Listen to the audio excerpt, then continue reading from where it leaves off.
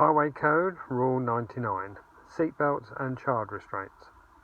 You must wear a seatbelt in cars, vans and other goods vehicles if one is fitted. See table below. Adults and children aged 14 years and over must use seatbelt or child restraint where fitted when seated in minibuses, buses and coaches.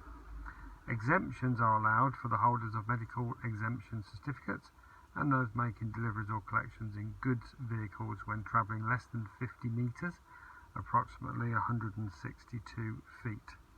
Seatbelt requirements. This table summarises the main legal requirements for wearing seatbelts in cars, vans and other goods vehicles. Driver. Sitting in the front seat, seatbelt must be worn if fitted. Rear seats don't apply and the driver is responsible. Child under 3 years of age is sitting in the front seat. Correct child restraint must be used and the airbag must be switched off. Rear seat.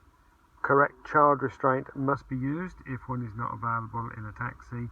May travel unrestrained. Driver is responsible.